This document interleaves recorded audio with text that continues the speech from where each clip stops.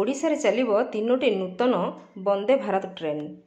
पूर्वतट रेलवाई महाप्रबंधक श्री परमेश्वर फुंकवाल विधानसभा कार्यालय प्रकोष्ठ रे केन्द्र रेल मंत्रालय पक्षर मुख्यमंत्री श्री मोहन चरण माझी को भेटी आगामी 15 तारिख में यशस्वी प्रधानमंत्री द्वारा हेउथिबा वंदे भारत ट्रेन शुभारंभ समारोह में जोगदेवा निमंत्रण करिसेंती।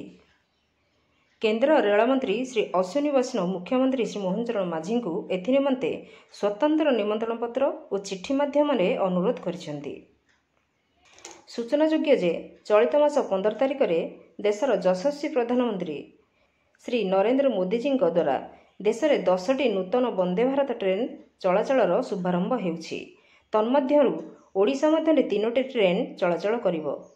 एही ट्रेन गुड़िक है टाटा ब्रह्मपुर वंदे भारत, राउरकेला हावड़ा वंदे भारत एवं दुर्ग विशाखापट्टनम वंदे भारत।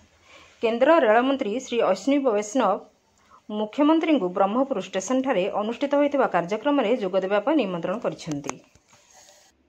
वर्तमान ओडिशा मध्य 3टी वंदे भारत ट्रेन चलाचल करुछि। नूतन 3टी ट्रेन मिसिले समुदाय 6टी वंदे भारत ट्रेन ओडिशावासी को सेवा जोगाइब।